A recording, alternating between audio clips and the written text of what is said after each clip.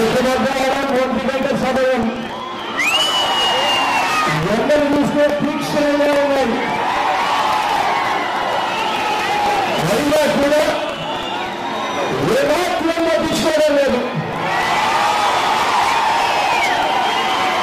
చిన్నది చిరునవ్వులతోనే ఆప్యాయతలు ఇస్తా ఉన్నారు.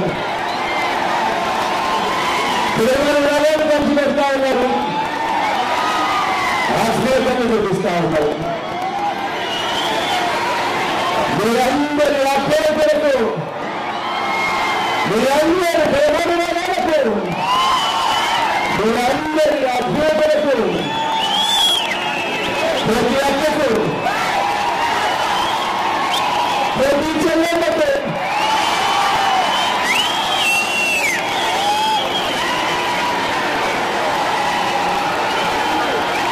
ప్రతి అమ్మకు, ప్రతి కోపకు, ప్రతి సోదరికి, ప్రతి స్నేహితుడికి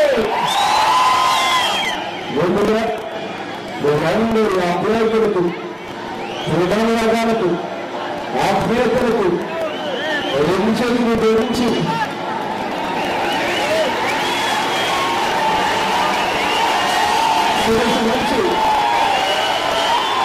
పేరుగా హృదయపూర్వకంగా కృతజ్ఞతలు చూస్తా ఉన్నాను.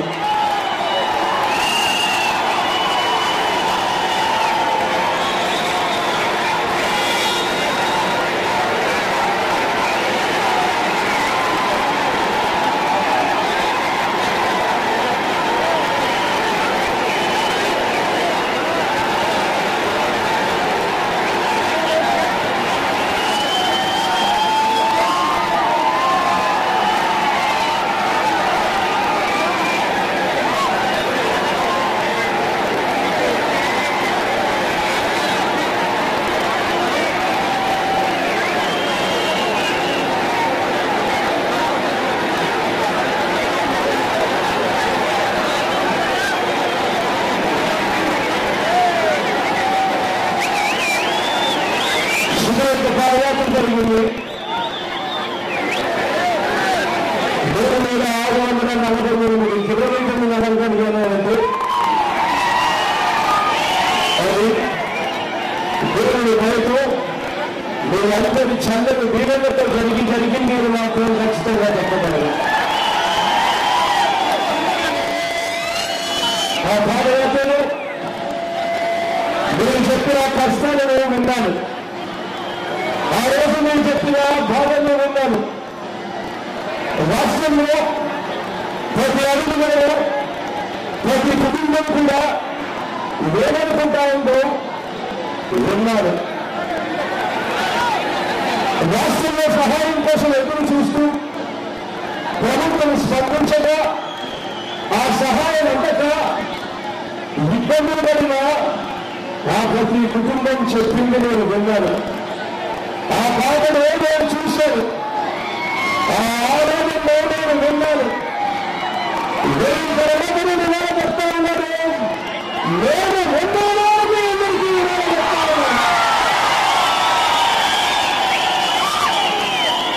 ఎందుకు నిలబెడతా ఉన్నాను. చేస్తానని రుణమాఫీ కాక ఇది 5 సంవత్సరాలు లేదు. ఏ మాత్రం కూడా రైతులను పట్టించుకోలేని పరిస్థితులు లేక ఆ రైతుల పడిన బాధను చూశారు. ఎస్సీలు, ఎస్టీలు, బీసీలు, మైనారిటీలు, ఆ పేదవాడు, ఆ దిగా మధ్యతరగతి కుటుంబాలు వారి పడిన ఆవేదన నేను విన్నాను. పూర్తి డిగ్రీ యూనివర్సిటీకి రాక చదువును కొనసాగించలేక కాలేజీలో ఫీజులు చూస్తే ఇంజనీరింగ్ చదవాలి అంటే ₹1,00,000 దాటిన పరిస్థితులు చూసి ప్రభుత్వం తరపు నుంచి సహాయం రాక ఆ చదువును కొనసాగించాలి అంటే ఆ తల్లిదండ్రులు మీద అప్పుడప్పుడు అవుతా ఉన్న పరిస్థితులను చూసి చాలగాక ఆ పిల్లలు ఆత్మహత్యలు చేసుకుంటే ఆ తల్లిదండ్రులు వచ్చి ఆ బాధను చెప్పినప్పుడు ఆ కష్టాన్ని నేను చూసా. ఆ బాధను నేను విన్నా.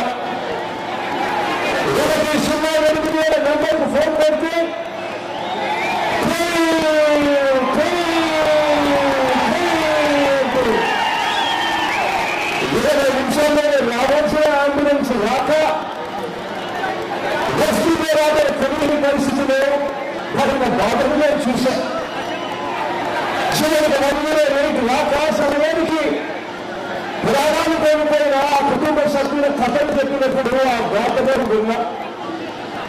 ఆరోగ్యశ్రీ సరిగ్గా అమలు కాక, ఆరోగ్యశ్రీతో వైద్యం అందక, చివరికి పక్షపాతం వచ్చినా కూడా మంచానికే పరిమితమైన పరిస్థితుల్లో ఉండి వీల్ చైర్లో వచ్చి పక్షపాతం వచ్చిందన్నా పట్టించుకునే రాత్రి లేదన్నా మొదటికి ఇంత కష్టంతో ఉందన్నా అని చెప్పి బాధపడుతూ చెప్పిన ఆ కథలు మా ప్రభువారి గాతలు వెళ్ళారు. మద్యానికి బాధితులై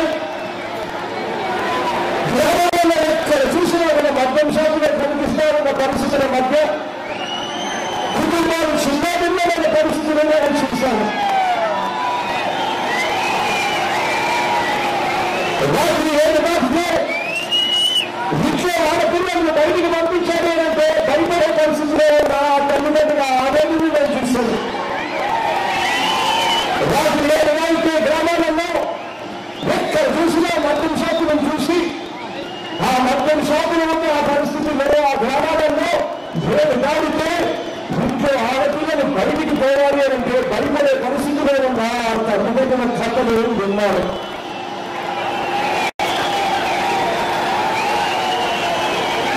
ఉద్యోగాలు రాక చదువు నైపు చేసి డిగ్రీలు చేతపుచ్చుకుని రాష్ట్రం వెళ్ళిపోయేటప్పుడు 1,40,000 ఉద్యోగాలు ఉన్నాయి అని కథం పద్ధతి చెప్పింది. ఆ 1,40,000 ఉద్యోగాలు నోటిఫై చేస్తారు. తద్వారా గవర్నమెంట్ ఉద్యోగాలు వస్తాయి. ఆ ఉద్యోగాలు వస్తే నేను ప్రిపేర్డ్గా ఉండాలి అని ఆ పరీక్షల కోసం ₹1,000 తగలేస్తూ కోచింగ్ సెంటర్ల మీద పెట్టిన ఆ పిల్లల ఆవేదన నేను విన్నారు.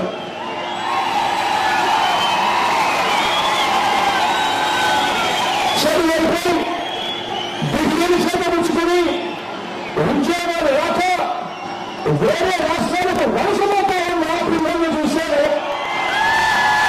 వేరే దేశాలకు వలసపోతా ఉన్న ఆ పిల్లల కథలు విన్నాను. ప్రత్యేక హోదా వస్తుంది, తద్వారా ఇన్కమ్ ట్యాక్స్ కట్టాల్సిన పని లేదు, తద్వారా జిఎస్టీలు కట్టాల్సిన పని లేదు, హోటళ్లు వస్తాయి, హాస్పిటళ్లు వస్తాయి, పరిశ్రమలు వస్తాయని చెప్పి ఆశగా ఎదురు చూసిన ఆ పిల్లలు ప్రత్యేక హోదా అన్నది ఇవ్వకుండా ప్రత్యేక హోదాను తాకట్టు పెట్టి ఏకంగా 2 కోట్లు పొడిచిన పరిస్థితుల మధ్య ఆ పిల్లలు మనకు బాధ ఉన్నారు. వీటి కోసం కళ్యాణకారుల గ్రహణాలను చూశారు. పిల్లల్ని చదివించుకోవడం కోసం అంత చదువులను కరుణకు పడే పరిస్థితుల్లో ఆ కళ్యాణం చూశారు. ఇదే చింతపూడి నియోజకవర్గంలోనే జరిగిన ఆ పరిస్థితుల్లో కూడా వ్యక్తుల బాధను కూడా నా కళ్ళతో నేను చూశాను, నా చెవుల్లో నేను విన్నాను. ఇదే చింతపూడి నియోజకవర్గంలో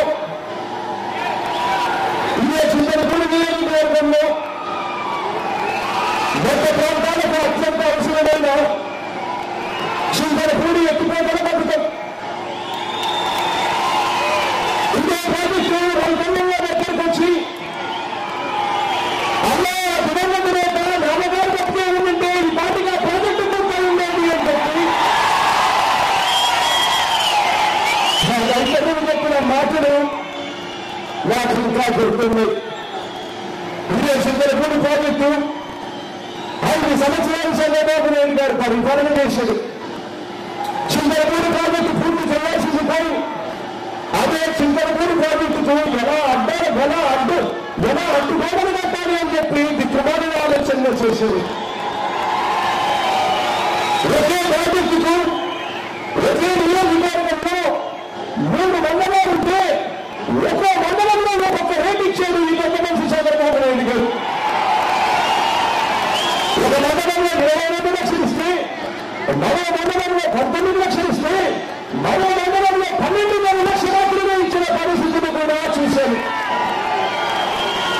చివరికి ఆ 12 లక్షలు ఇచ్చే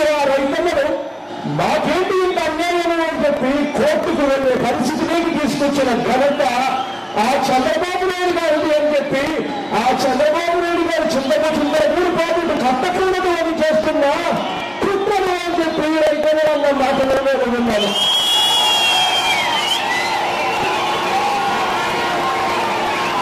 ఇదే చింతలపూడి ప్రపంచం రైతాడు అందిస్తారు. ఇదే సామాజిక పరిస్థితి చూస్తే మన దగ్గర ఒక రేటు ఉంది, పక్క తెలంగాణ భాగంలో 1000 రూపాయలు మనకన్నా ఎక్కువ రేటు ఉంది.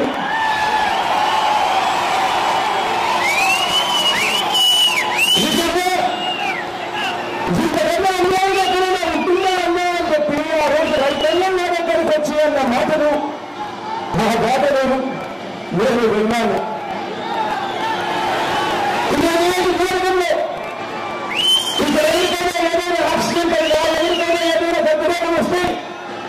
ఇక్కడ నుంచి వెంటనే ఏలూరుకు పోవాలి. ఏలూరు నుంచి దాదాపుగా 55 కిలోమీటర్లు ఉంటుంది. ఇక్కడ 100 పడకల హాస్పిటల్ కట్టాలి అని చెప్పి 100 పడకల హాస్పిటల్ కోసం ఎదురు చూస్తారన్నా ఆ పేదవాడు కళ్ళన్నీ చూశాను. ఆ పేదవాడు పడతారన్న బాధను చూశాను. అయ్యా 25 సంవత్సరాల చంద్రబాబు నాయుడు గారి కాలంలో కనీసం పట్టించుకునే వాడు కూడా కలిగిన పరిస్థితులు చూశాను. ఇలా చింతలపూడిలోనే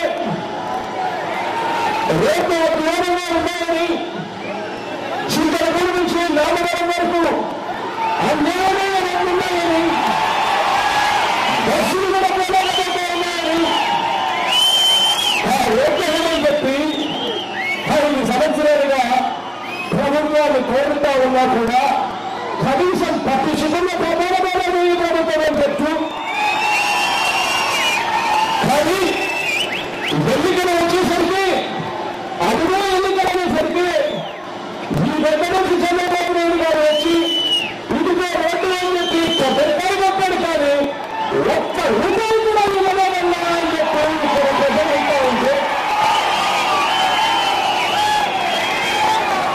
ఈ బాధలు నేను విన్నాను. వాళ్ళ దాడికి సంబంధించిన కులానికి సంబంధించిన వాళ్ళు ఏసీగా ఉండి కూడా వాళ్ళకి సర్టిఫికెట్ లేదు అని చెప్పి బాధలు పడుతూ ఉంటే ఇవన్నీ కూడా నేను విన్నాను. మీ బాధలు నేను విన్నాను. మీరు చెప్పే ప్రతి కష్టము నేను చూశాను. మీ ఆవేదనను నేను అర్థం చేసుకున్నాను అని చెప్పి నేను ఇవాళ చెప్తా ఉన్నాను. మీ అందరికీ నేను ఇవాళ చెప్తా ఉన్నాను. నేను ఉన్నాను మీ అందరికీ నేను ఆహ్వానిస్తా ఉన్నాను.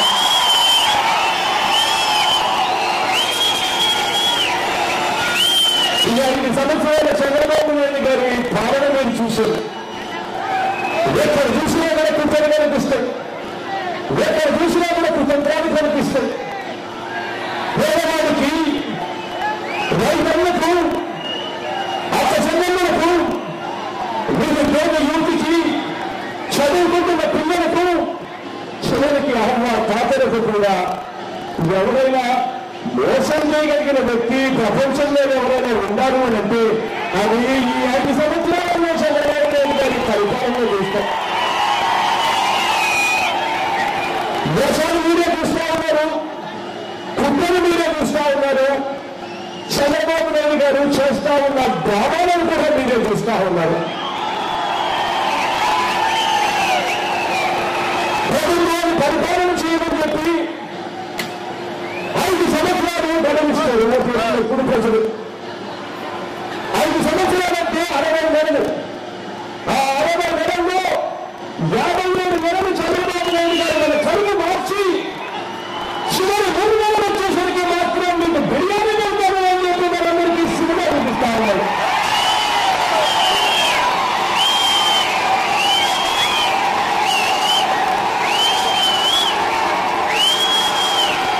ఒక్కసారి ఆలోచన అడుగుతా ఉన్నాడు. ఈ మోసాన్ని చూడమని అడుగుతా ఉన్నాను. ఈ అబద్ధాలను చూడమని అడుగుతా ఉన్నాను.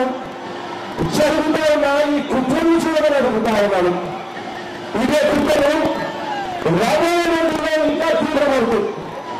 2 వారాలు ఎన్నికలు ఉన్నాయి కాబట్టి ఎన్నికల దగ్గరికి వచ్చేసరికి ఈ కుట్రలు ఇంకా తీవ్రమవుతాయి.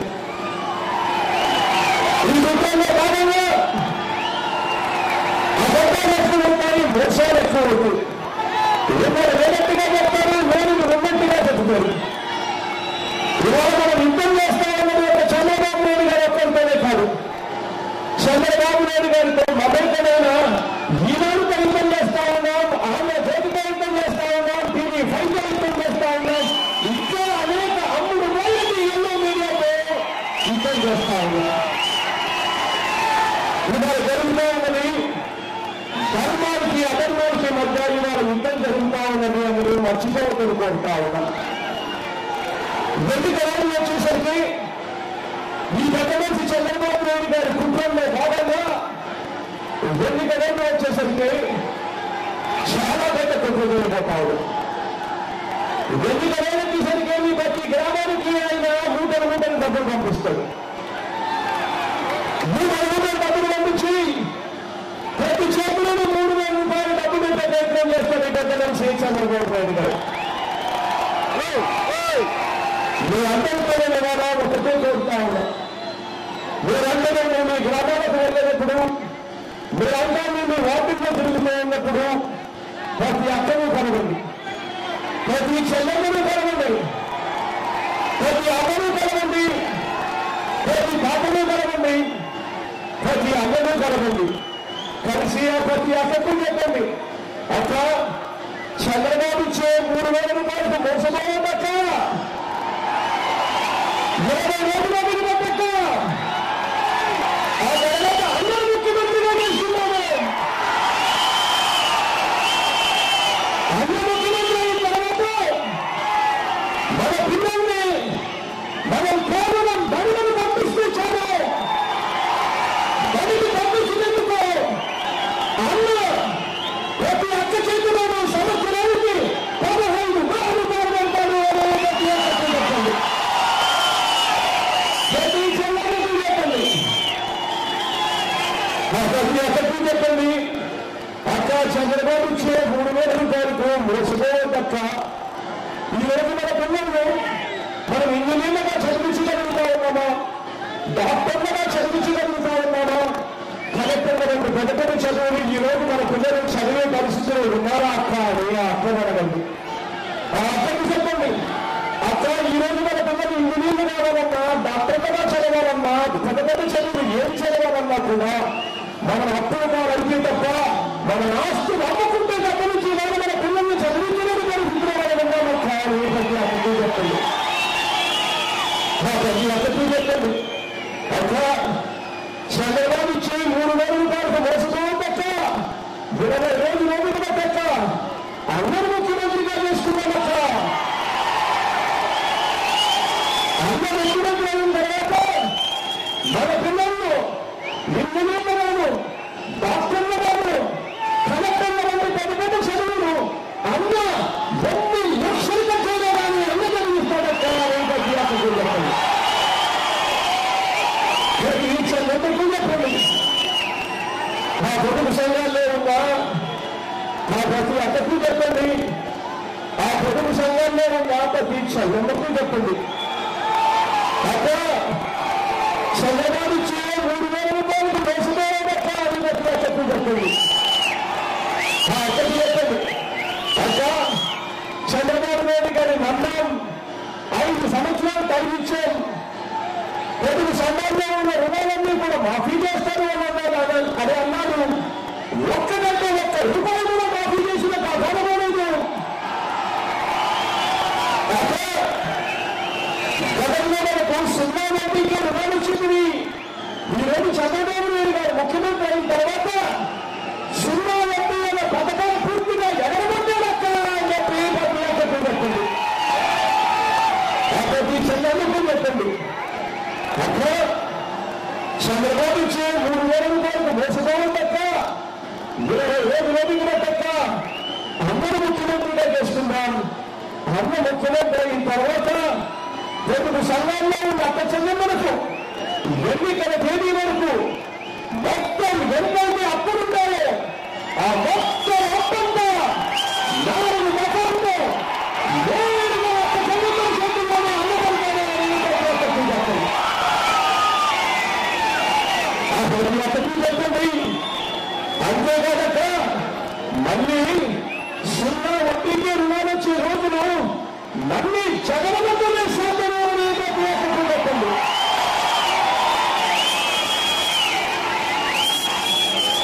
పేదరికంలో ఉండి అవస్థలు పడతా ఉన్నా ఆ ఎస్సీ అక్కలకు, ఆ ఎస్టీ అక్కలకు, ఆ బీసీ అక్కలకు, ఆ మైనారిటీ అక్కలకు 45 సంవత్సరాల నుంచి 60 సంవత్సరాల వయసులో ఉన్న మధ్యలో ఉన్న ఆ ప్రతి అక్కకు మీరు చెప్పండి. అక్క చంద్రబాబు ఇచ్చే 3,000 రూపాయలకు మోసపోవద్దక్క, 20 రోజులు మిగబట్టక్క, అందరూ ముఖ్యమంత్రిగా చేస్తున్నాడు. అందరూ ముఖ్యమంత్రి అయిన తర్వాత ఆ ప్రతి అక్క చేతులను వైఎస్ఆర్ చేయున్నా చెప్పుకున్నారా? అన్న 75,000 రూపాయలు ప్రతి అక్క చేతులను పెడతాడు.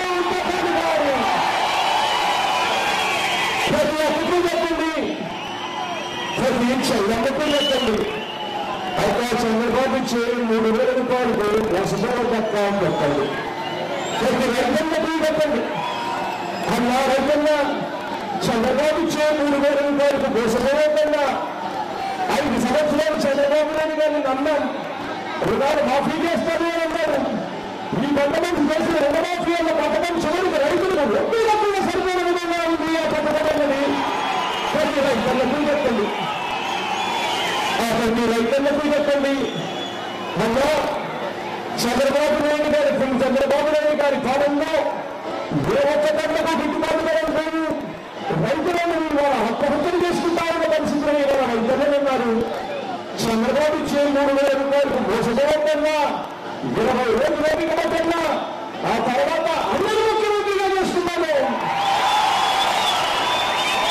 అందరూ ముఖ్యమంత్రి అయిన తర్వాత ప్రతి రైతులకు మే మాసం వచ్చేసరికి రైతులకు పెట్టుబడి కోసం సంవత్సరానికి 12,500 రూపాయలు ప్రతి రైతుల చేతిలో అమలుపడతారు. ఆ క్షేమ పెట్టుబడుల కోసం 50,000 రూపాయలు ఇస్తాడు అని ప్రతి రైతులకు చెప్పండి, ప్రతి రైతులకు చెప్పండి. అంతేకాదన్నా అన్న ముఖ్యమంత్రి అయిన తర్వాత గిట్టుబాటు ధర ఇవ్వడమే కాదు, గిట్టుబాటు ధరలకు అన్న గ్యారెంటీగా ఇస్తాను అని ప్రతి రైతులకు చెప్పండి. ప్రతి అదనే దొరికి వెళ్ళండి, ప్రతి తోటని దొరికి వెళ్ళండి, ఆ ప్రతి అదను అడగండి. అవ్వా ఇవాళ ఎన్నికలు ఉన్నాయన్నా, ఎన్నికలకు ముందు 2 నెలల కిందట మీకు పెన్షన్ ఎంత వచ్చేదమ్మా అని చెప్పి ఆ అవ్వని అడగండి. ఆ అవ్వ మీతో అంటుంది, ఇలా అంటుంది, పెన్షన్ వచ్చేది కాదు నాన్న అని. లేకపోతే అవ్వ అంటుంది, ఇలా దేవుడు ఎత్తి చూపించి 1,000 రూపాయలు వచ్చేది నాన్న అని చెప్పి ఆ అవ్వ మీతో అంటుంది. అప్పుడు ఆ అవ్వని అడగండి, అవ్వా 2 నెలల కిందట మీకు 1,000 రూపాయలు వచ్చేది కదమ్మా, ఎన్నికలే రాకపోయి ఉంటే జగనన్న 2,000 ఇస్తాను అని చెప్పకపోయి ఉంటే ఈ చంద్రబాబు 2,000 ఇచ్చేవాడనే అయ్యా అని అడగండి.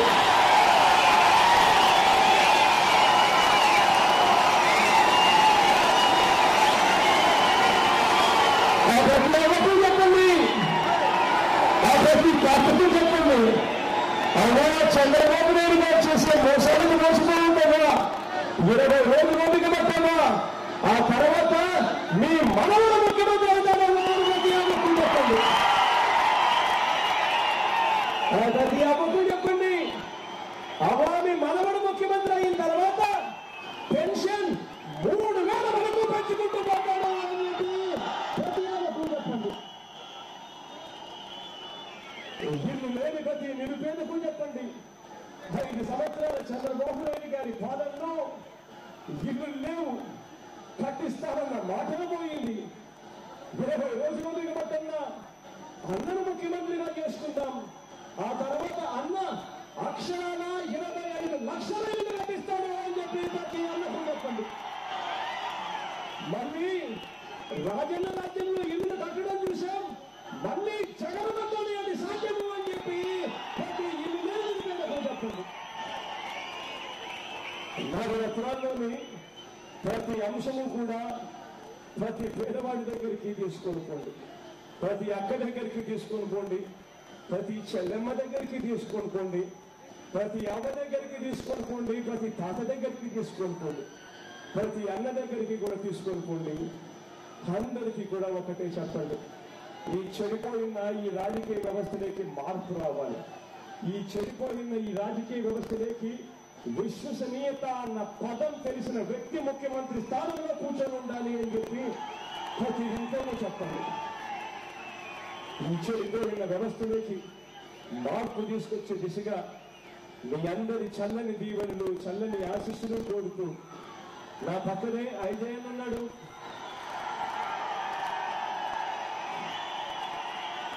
మన పార్టీ తరఫున ఎమ్మెల్యే అభ్యర్థిగా నిలబడతా ఉన్నాడు. మీ అందరి చల్లని దీవెనలు, మీ అందరి చల్లని ఆశీస్సులు ఐజయన్పై ఉంచవలసిందిగా సవినయంగా చేతులు జోడించి ప్రార్థిస్తా ఉన్నాను. అదే రకంగా నా కుడి పక్కన శ్రీధర్ ఉన్నాడు.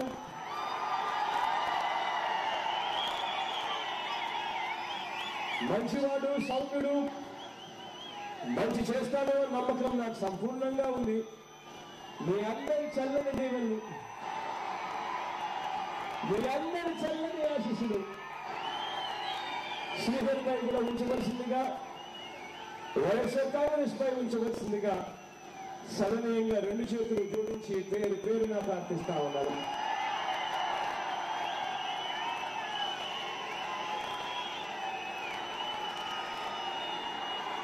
చివరిగా వెళ్లే ముందు మన పార్టీ గుర్తు తెలియని వాళ్ళు ఎవరైనా ఉంటారేమో, ఒక్కసారి గుర్తులు చూపిస్తా, దయ ఉంచి గుర్తులు చూడవలసిందిగా ప్రార్థిస్తా ఉన్నా. అలాగే గుర్తు సారేమా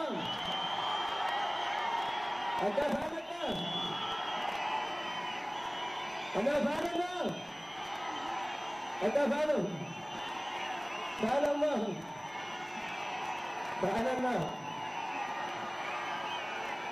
అక్క సారక్క అక్క సారక్క గుర్తు సారమ్మా సారన్నా మన గుర్తు సారమ్మా సారమ్మా ఎక్కడన్నా మన గుర్తు సారన్నా సారన్నా శాంతని సారమ్మా రానక్క సారమ్మా సారన్నా మన గుర్తు సారమ్మా సారమ్మా ఒక శాంతత సారమ్మా సారమ్మా గుర్తు సారమ్మా సారమ్మా మండుతున్న ఈ ఎండలు ఏ మాత్రం కూడా ఖాతరు చేయకుండా చిక్కటి చిరునవ్వులతోనే అభ్యర్థులు చూపినందుకు మరొకసారి పేరు పేరున హృదయపూర్వకంగా కృతజ్ఞతలు తెలుపుకుంటూ సహాయం చేసుకుంటా ఉన్నాం.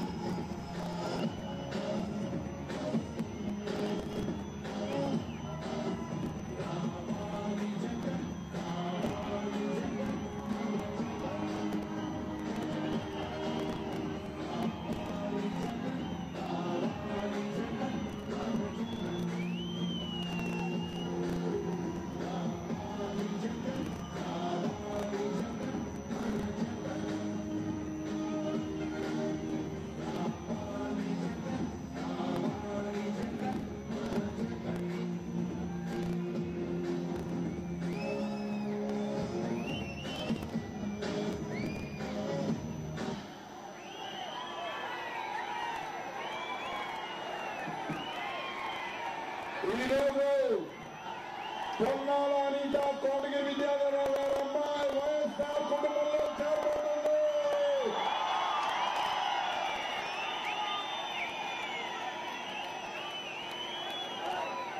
చంద్రముడు తెలుగుదేశం సీనియర్ నాయకులు చందన్ శెట్టి, సీతారామయ్య,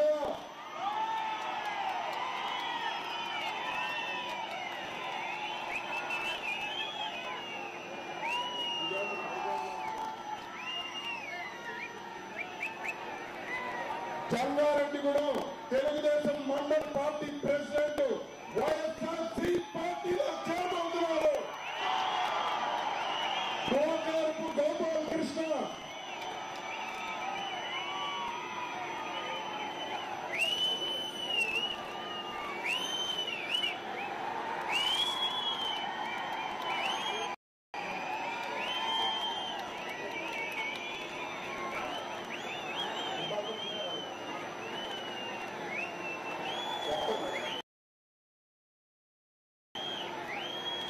గోపాలపు రవి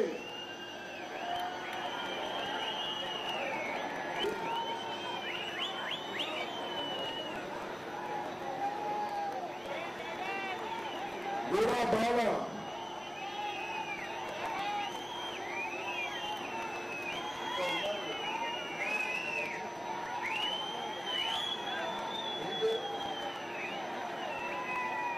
బుట్టా సత్యనారాయణ గారు పైకి రావాలి. కాశీ విశ్వనాథ్ గారు, బుట్టా సత్యనారాయణ గారు,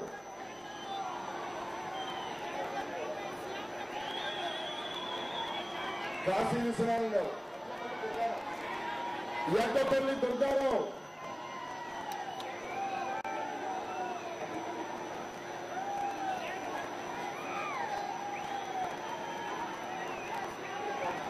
అమీన్,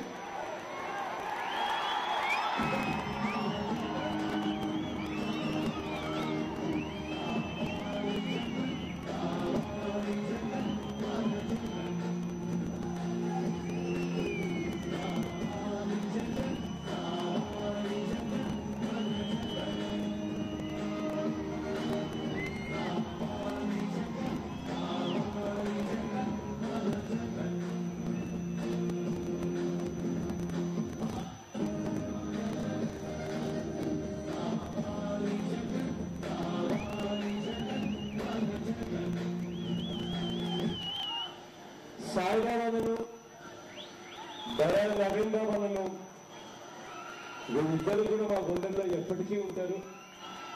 ఏమాత్రం మనం అధికారంలోకి దేవుడి దైవంలో వచ్చిన తర్వాత ఖచ్చితంగా వీళ్ళిద్దరికీ కూడా మంచి చేస్తానని మనస్ఫూర్తిగా చెప్తా ఉన్నాను.